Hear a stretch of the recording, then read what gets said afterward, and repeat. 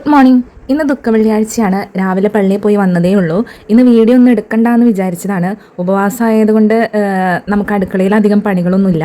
അപ്പോൾ എന്തെങ്കിലുമൊക്കെ ചെയ്യണ്ടേ എന്ന് വിചാരിച്ചിട്ട് വീട്ടിൽ പുത്തൻപാന പാട്ടൊക്കെ വെച്ച് ജസ്റ്റ് പുറത്ത് പറമ്പിലോട്ടൊക്കെ ഒന്ന് ഇറങ്ങി. ഇത് നമ്മുടെ വീട്ടിലുണ്ടായിട്ടുള്ള നാടൻ ചെമ്പരത്തിയാണ് കേട്ടോ, 5 ഇതളുള്ള ചെമ്പരത്തി.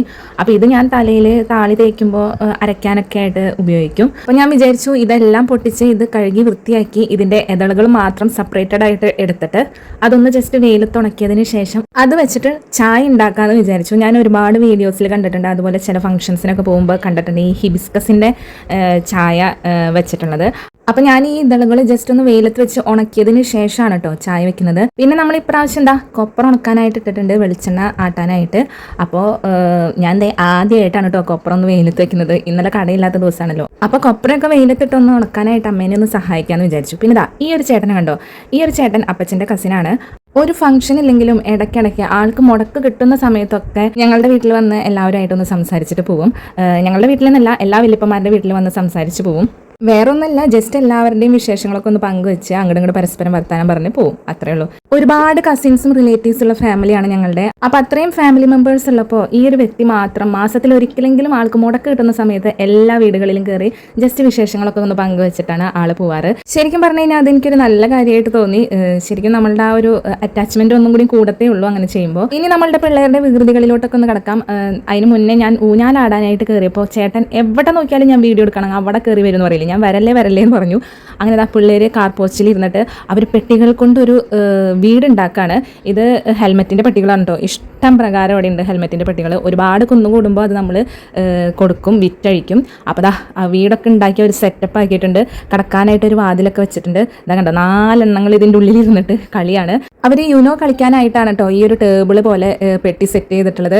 ഇന്നത്തെ ദിവസം വീട്ടിൽ TV വെക്കത്തില്ല കേട്ടോ, നമ്മളുടെ കർത്താവിൻ്റെ മരണ ദിവസം ആയതുകൊണ്ട് തന്നെ TV ഒന്നും വെക്കില്ല. പിന്നെ പിള്ളേർക്ക് നേരം പോണ്ടേ, അപ്പോൾ അവർ അവരുടേതായ രീതിയിൽ ഓരോ സാധനങ്ങൾ ഉണ്ടാക്കി ഇതേപോലെ വീടൊക്കെ ഉണ്ടാക്കി അവർ കളിക്കുന്നു. ഇതിൽ 2 പിള്ളേർ തൊട്ടപ്പുറത്തെ വീട്ടിലത്തെ 2 വീടുകളിലായിട്ടുള്ള ഓരോ കുട്ടികളാണ് കേട്ടോ. അങ്ങനെ അവരവരുടെ കളികളായിട്ട് മുന്നോട്ട് പോവാണ്. അങ്ങനെ TV ഒന്നും കാണാതെ രാവിലെ തൊട്ടിട്ട് വൈകിട്ട് വരെ ഇങ്ങനെ ഇരുന്ന് കളിക്കുമ്പോഴും ഒരു സമാധാനം. വേറെ കാര്യങ്ങളൊന്നും ചെയ്യാനൊന്നും ഇല്ലല്ലോ. അങ്ങനെ അവരുടെ വീടാണത്. അങ്ങനെ വൈകിട്ട് ഒരു 4 മണിയായപ്പോൾ ഞാൻ ടെറസിലോട്ട് വന്ന് നോക്കിയപ്പോൾ നമ്മളുടെ ചെമ്പരത്തിയുടെ എല്ലാം ഇതേപോലെ ഉണങ്ങി കിട്ടിയിട്ടുണ്ട്. കുറച്ചെണ്ണം കാറ്റത്ത് പറന്നുപോയി. അപ്പോൾ അതെല്ലാം ഞാൻ പെറുക്കിയെടുത്തു. ഉണങ്ങി വന്നപ്പോൾ ആകെ സാധനം വളരെ കുറച്ചേ ഉള്ളൂ. അപ്പോൾ അത് ഞാൻ മാറ്റി വെച്ചു. പിന്നെ നമ്മൾ കൊപ്പറയൊക്കെ എടുത്തിട്ട് തിരിച്ച് അകത്തോട്ട് കയറ്റി വെക്കാൻ കേട്ടോ. നമുക്കൊരു 5 മണിയാകുമ്പോൾ നമ്മളുടെ പരിഹാര പ്രദർശനത്തിന് പോകണം. അപ്പോൾ വെയിലത്ത് പിന്നെ വെക്കാൻ പറ്റില്ല. അപ്പോൾ നമ്മൾ എല്ലാം എടുത്തിട്ട് അകത്തോട്ട് കയറ്റി വെച്ചു. അങ്ങനെ പിള്ളേരെയും കുളിപ്പിച്ച് ഞാനും കുളി കഴിഞ്ഞ് റെഡി ആവാണ്. അങ്ങനെ ഞാൻ കുളിച്ച് റെഡി ആയിട്ടുണ്ട്. സാധാ ഒരു ബ്ലൂ കളറിലുള്ള ഒരു സിമ്പിൾ ചുരിദാർ. പിന്നെ ഞാൻ അങ്ങനെ മേക്കപ്പ് ഒന്നും ചെയ്യണ കൂട്ടത്തിലല്ല, പൗഡർ പോലും ഞാൻ അങ്ങനെ ഇടില്ല. പിന്നെ ഈ അടിക്കുന്ന ഈ ഒരു സാധനം അത് ഞാൻ സ്ഥിരം ഉപയോഗിക്കും. കാരണം എനിക്ക് വയർപ്പിൻ്റെ അസുഖം വളരെയധികം കൂടുതലാണ്. അപ്പോൾ ഞാൻ സ്പ്രേ എനിക്ക് ഏതാണ്ട് അഡിക്റ്റഡ് ആണ് സ്പ്രേക്ക്. അങ്ങനെ വാച്ചും കെട്ടി ഞങ്ങളെല്ലാവരും കൂടിയിട്ട് പരിഹാര പ്രദർശനത്തിന് പോയിട്ട് വരാം കേട്ടോ. എല്ലാം കഴിഞ്ഞ് വരുമ്പോൾ ഒരു 7-7:30 ആവും. അപ്പോൾ എല്ലാവർക്കും ഗുഡ് ഫ്രൈഡേയുടെ എല്ലാവിധ ആശംസകളും നേരുന്നു.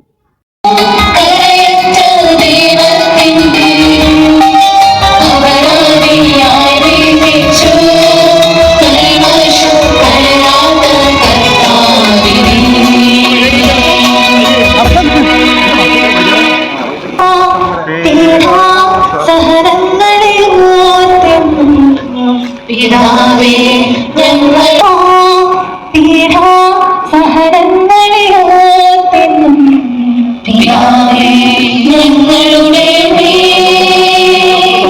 ലോകം മുഴുവനമേ